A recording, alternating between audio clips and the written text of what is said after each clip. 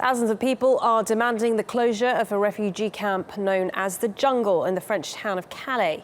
Trucks are blocking roads and slowing down traffic on a major motorway. The protesters are expected to form a human chain later on Monday.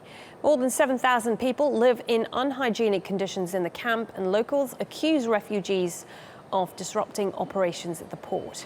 Demonstrators have promised to continue their protest until the camp is dismantled. I speak to Sarah Morris, who is live for us in London. Sarah, so talk us through what exactly this latest protest is about. I mean, what are the truck drivers and farmers protesting about?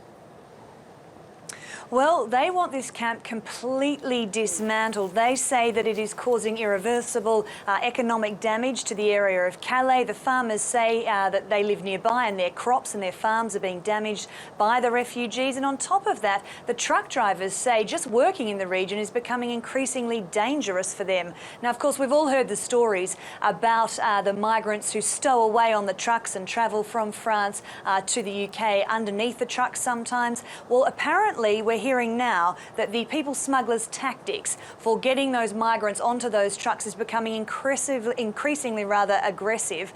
We're hearing stories of people smugglers setting trucks alight, threatening drivers with machetes and with chainsaws, all in a way to bully them so they do take a migrant across the channel. We've also heard stories now of people smugglers deliberately causing traffic jams. So they cause a traffic accident, that causes a traffic jam, and then that allows a migrant to sneak onto a truck as they queue in that traffic jam. So what we're knowing today is likely to happen is that the truck drivers are going to converge on Calais from two different directions. They're going to travel in convoy along the way. They're going to pick up farmers in their tractors, and once they get to town they may even form a human link, and that is going to be an absolute nightmare for traffic in the area and of course just add to the economic woes of Calais. I can imagine. So how long is this expected to go on, this protest?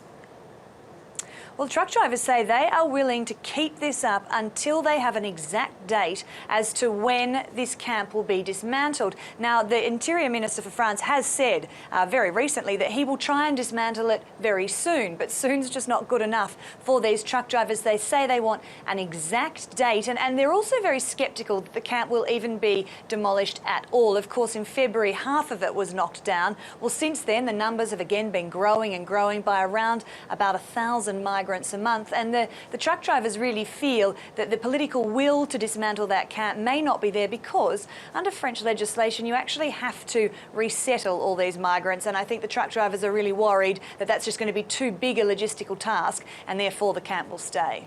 Well, Sarah, that is the problem, isn't it? There seems to be no sort of solution on either side in the UK or in France as to what to do with these refugees. How have they responded to what has been going on?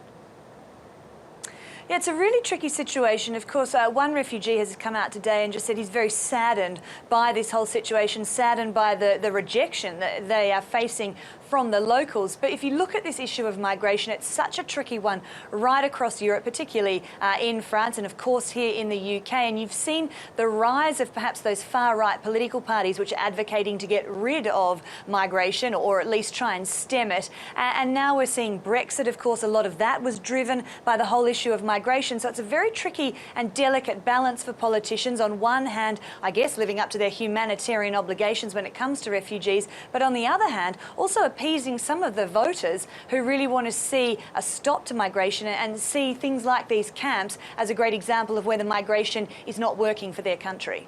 OK, Sarah, good to speak to you. Sarah Morris there for us in London.